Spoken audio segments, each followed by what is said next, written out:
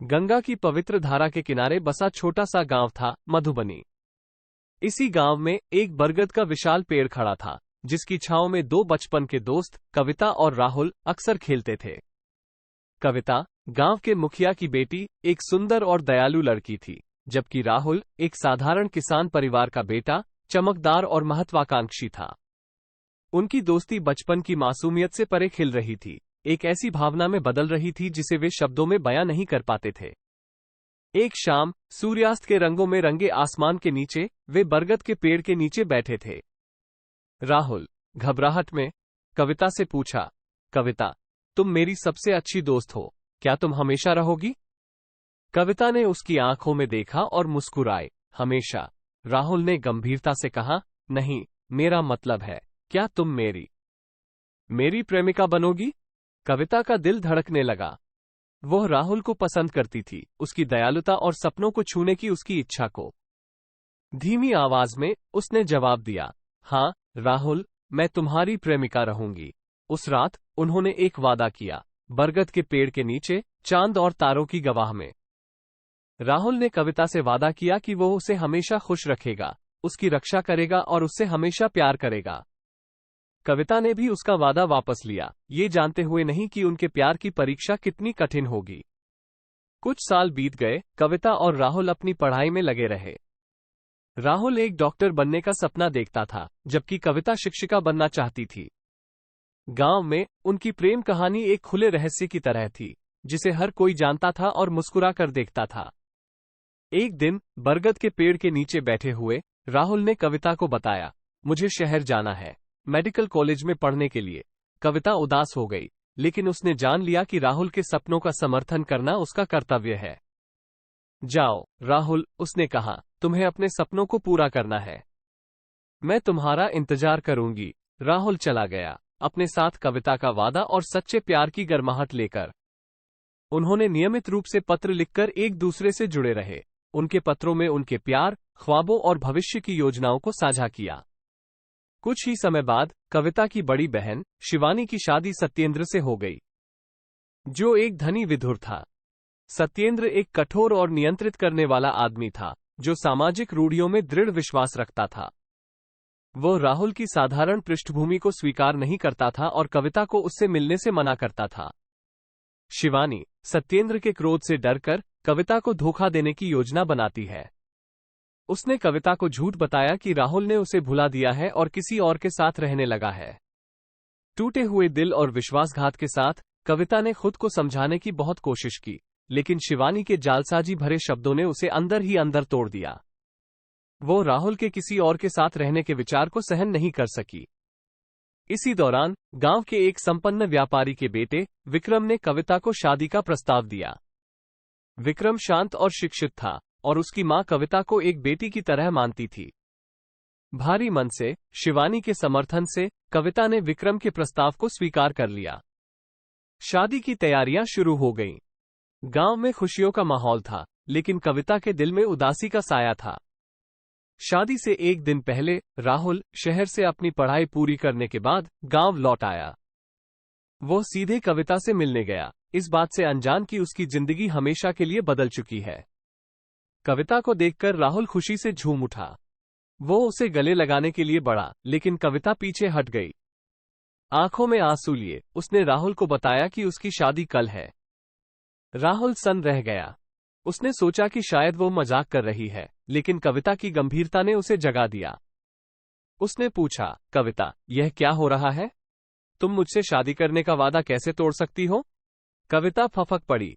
उसने राहुल को शिवानी के झूठ के बारे में बताया, ये सोचकर कि वह उसे समझेगा। लेकिन राहुल को विश्वास नहीं हुआ। उसने सोचा कि कविता ने किसी और से शादी करने का फैसला किया है। उसने निराश होकर कहा, अगर तुम खुश हो तो मुझे कोई दिक्कत नहीं है। राहुल टूटे हुए दिल से चला गया। कविता उसे समझाने की कोशिश भी नहीं कर सकी। उस रात कविता की शादी हो गई, लेकिन खुशियों के बजाय उसके दिल में सिर्फ पछतावा था। कविता की शादी हो चुकी थी, विक्रम एक अच्छा जीवन साथी था, लेकिन कविता के दिल में हमेशा राहुल की याद रहती थी। राहुल शहर में एक सफल डॉक्टर बन गया था, लेकिन उसने कभी शादी नहीं की। वह कविता को भुला पाने में असमर्थ था। दोनों अपनी अपनी जिंदगी जी रहे थे, लेकिन उनके दिलों में एक दूसरे के लिए प्यार का अंगारा अभी भी सुलग रहा था। कुछ साल बीत गए। कविता और विक्रम की एक बेटी हुई, जिसका नाम उन्होंने रिया रखा। रिया एक जिज्ञासु बच्ची थी और अक्सर अपनी मां से उसके बचपन के बारे में पूछती थी। वो विशेष रूप से एक विशाल पेड़ के बारे में पूछती थी, जिसका जिक्र कविता की कहानियों में अक्सर आता था। कविता रिया को बचपन की कहानियां सुनाती थी, लेकिन वह राहुल के बारे में कभी नहीं बताती थी। वो राहुल के बारे में बात करने से हिचकिचाती थी, शायद इसलिए कि वह अतीत को दफना देना चाहती थी, या शायद इसलिए कि वह नहीं जानती थी कि रिया को कैसे समझाए। एक दिन स्कूल के लिए एक प्रोजेक्ट के लिए रिया को अपने माता पिता की प्रेम कहानी के बारे में एक प्रस्तुति देनी थी। कविता इस कार्य को पूरा करने में असमर्थ महसूस करती थी। उसी दौरान राहुल अपने व्यस्त कार्यक्रम से समय निकालकर अपने गांव का दौरा करने का फैसला करता है। गांव में राहुल सीधे बरगद के पेड़ के नीचे जाता है, उनकी पुरानी बैठक की जगह।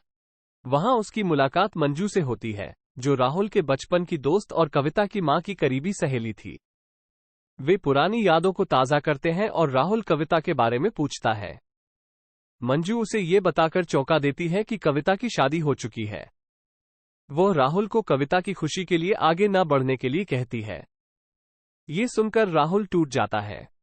वो इतने सालों बाद कविता से मिलने के लिए उत्साहित था, लेकिन अब उसे लगा कि उसकी उम्मीदें टूट गई हैं। हालांकि मंजू के शब्दों में उसका विश्वास डगमगा जाता है। उसे लगता है कि शायद कविता वास्तव में खुश है और शायद उसे आगे बढ़ना चाहिए। उसी रात रिया गलती से अपनी मां के कमरे में चली जाती है और एक पुरानी डायरी ढूंढ लेती है। वो उसे खोल लेती है और कविता और राहुल की प्रेम कहानी, उनके वादे और शिवानी के धोखे के बारे में पढ़ती है। डायरी पढ़कर रिया को अपनी मां के दुख और बलिदान का एहसास होता है। अगले दिन स्कूल में रिया अपनी मां की डायरी पढ़कर अपनी प्रस्तुति देती है। कक्षा स्तब्ध है। वे कविता और राहुल की प्रेम कहानी, उनके वादे और टूटे हुए सपनों के बारे में जानकर हैरान रह जाते हैं। कविता को शर्मिंदगी महसूस होती है, लेकिन ये जानकर भी राहत मिलती है कि राहुल को अब सच पता चल गया है। स्कूल के बाद रिया अपनी मां से सवाल करती है। वो कविता को सारी डायरी पढ़ने के लिए मजबूर करती है। कविता अपनी बेटी की बेगुनाह आंखों में देखते हुए टूट जाती है। वो रिया को पूरी कहानी बताती है। वो राहुल के प्रति अपने प्यार और उसके लिए अपने बलिदान को कबूल करती है। रिया अपनी मां को गले लगा लेती है। वो कविता को समझाती है कि असली प्यार कभी खत्म नहीं होता और उसे राहुल से मिलना चाहिए। कविता हिचकिचाती है। वो डरती है कि राहुल उसे माफ नहीं करेगा और उनकी मुलाकात से और भी परेशानी खड़ी हो सकती है। रिया अपनी मां को मनाने में लगी रहती है। वो कविता से कहती है, मां, तुम राहुल से प्यार करती हो और वो भी तुमसे प्यार करता है। तुम दोनों को एक मौका देना चाहिए। रिया की बातों से प्रेरित होकर कविता राहुल से मिलने का फैसला करती है। वह जानती है कि यह मुश्किल फैसला है, लेकिन वह इस रिश्ते को खत्म करने से पहले राहुल को एक मौका देना चाहती है।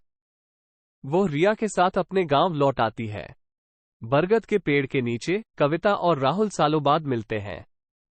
उनकी आंखों में आंसू हैं, खुशी के मिश्रित दुख के। वे एक दूसरे को अपने जीवन के अनुभव सुनाते हैं। राहुल माफी मांगता है कि वो समय पर नहीं पहुंच सका। कविता उसे बताती है कि गलती किसी की नहीं थी। वे अपने वादे को याद करते हैं और महसूस करते हैं कि प्यार अभी भी मौजूद है। लेकिन परिस्थितियां बदल चुकी हैं।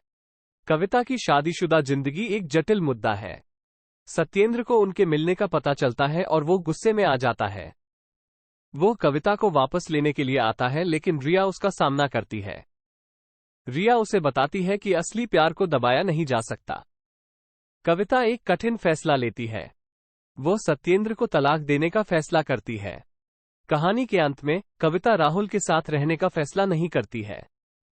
वे दोनों जानते हैं कि परिस्थितियां बदल चुकी हैं। कविता अपनी बेटी के साथ शहर वापस चली जाती है। राहुल गांव में ही रहता है। वे दोनों जानते हैं कि उनके बीच का प्यार हमेशा बना रहेगा। भविष्य उनके लिए क्या लाएगा, यह अनिश्चित है।